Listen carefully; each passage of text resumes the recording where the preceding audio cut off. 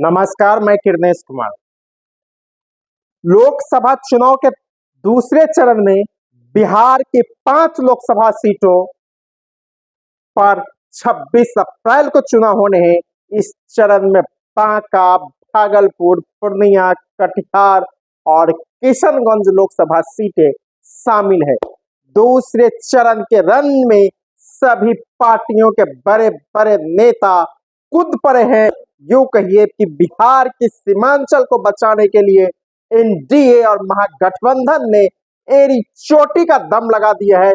पिछले बार चुनाव में जिन 5 सीटों पर चुनाव हो रहे हैं, उस चुनाव में 2019 की लोकसभा चुनाव में 4 सीटों बांका, भागलपुर, पूर्णिया और कटिहार में सत्ताधारी जदयू की जीत हुई थी, तो किशनगंज में कांग्रेस के उम्मीदवार जीते थे।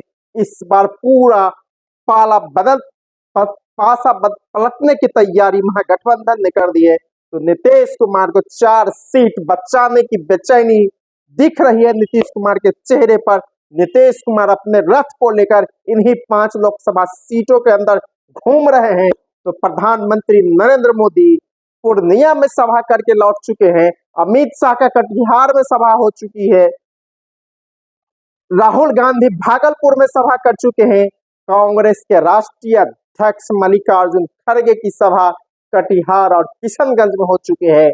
तो तेजस्वी प्रसाद यादव भी पूर्णिया में 3 बार सभा कर चुके हैं, बांका में कई बार कर चुके हैं।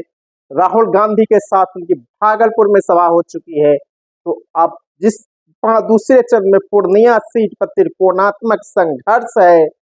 पप्पू यादव निर्दलीय मैदान में उतरकर महागठबंधन को फंसा दिया है। वहीं पर तेजस्वी प्रसाद यादव ने सीमांचल में 2 दिनों तक कैंप करने का फैसला लिया है। तब तेजस्वी भी सीमांचल में कैंप कर 2 दिनों तक चुनावी प्रचार को और तेज करेंगे। पहले चरण के जितने विधायक हैं, जितने राजद के बड़े नेता हैं, सभी को इस 5 लोकसभा सीटों पर भेज दिया गया है। और तेजस्वी भी 2 दिनों तक लगातार पूर्णिया में कैंप करेंगे। तो जदयू के राष्ट्रीय अध्यक्ष और बिहार के मुख्यमंत्री नीतीश कुमार भी सीमांचल में घूम रहे हैं।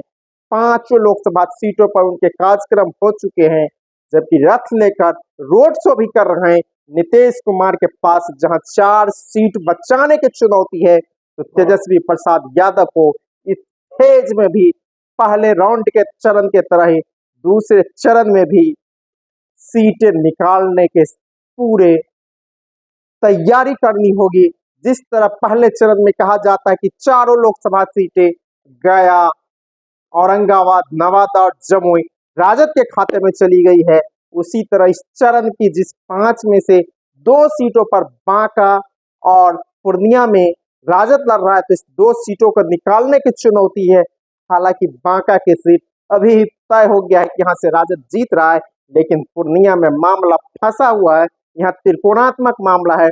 पप्पू यादव, राजद की बीमा भारती और जदयू के संतोष कुशवाहा के बीच त्रिकोणात्मक संघर्ष है। अगर यादव और मुस्लिम वोट तेजस्वी प्रसाद यादव बीमा भारती को ट्रांसफर करा देते हैं, तब यहाँ की राजद की जीत होगी, नहीं तो पूर्णिया सीट राजद की फंस सकती है। इस तरह के संकेत मिलने लगे हैं। लेकिन कटिहार और किशनगंज के साथ साथ भागलपुर सीट भी कांग्रेस को जिताने की जिम्मेवारी तेजस्वी प्रसाद यादव पर है। तेजस्वी प्रसाद यादव एक तरह से कहा जाए कि दूसरे चरण में भी बड़े नायक के तरह मैदान में आना होगा और इस सीट पर जीत दिलाने की गारंटी करनी होगी। हालांकि 2019 की लोकसभा चुनाव का परिणाम देखे तो कांग्रेस के उम्मीदवार जावेद किशनगंज से मात्र 34,500 वोट से जीते थे, तो कटिहार से जदयू के दुलाल चंद गोस्वामी को 57,203 वोटों के अंतर से मात्र जीत मिली थी। इस दोनों सीटों पर पिछले बार भी बहुत नजदीकी मामला था, इस बार भी इस तरह के मामले हो सकते हैं। और कांग्रेस के अजीत शर्मा को भागलपुर में 40 वर्षों के बाद कांग्रेस को जीत दिलाने की जिम्मेवारी दी गई है। 1984 के लोकसभा चुनाव में कांग्रेस के भागवत झा भागलपुर से जीते थे, वह अंतिम बार सबसे कांग्रेस के तब से कांग्रेस का खाता भागलपुर में नहीं खुला है। अगर इस बार क्षेत्रवार देखा जाए तो बांका में जदयू के गिरधारी यादव और राजद के जयप्रकाश नारायण यादव के बीच मुकाबला है। इसी तरह भागलपुर में कांग्रेस के अजीत शर्मा और जदयू के अजय कुमार मंडल के बीच मुकाबला है। पूर्णिया में निर्दलीय पप्पू यादव, राजद के बीमा भारती और जदयू के संतोष कुशवाहा के बीच त्रिकोणीय संघर्ष है। कटिहार में दुलाल चंद गोस्वामी और जदयू के और कांग्रेस के तारिक अनवर के बीच सीधा संघर्ष है। इसी तरह किशनगंज में कांग्रेस के जावेद, जदयू के मुजाहिदीन और एआईएमआई के अख्तरुल ईमान के बीच त्रिकोणीय संघर्ष है। असुद्दीन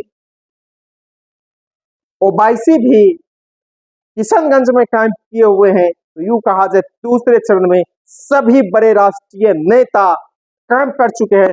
पहले चरण में जहां प्रधानमंत्री नरेंद्र मोदी आए थे, गृह मंत्री अमित शाह आए थे, रक्षा मंत्री राजनाथ सिंह आए थे, उत्तर प्रदेश के मुख्यमंत्री योगी आदित्यनाथ आए थे, क्योंकि पहले चरण में बीजेपी की 2 सीटें थी, 1 सीट लोजपा की थी, 1 सीट हम की थी, जबकि दूसरे चरण में 5 में 5 सीटें जदयू की है। इस चरण में न भाजपा है न, इसी तरह महागठबंधन में भी 3 सीटें कांग्रेस की है तो 2 सीटें राजद की है।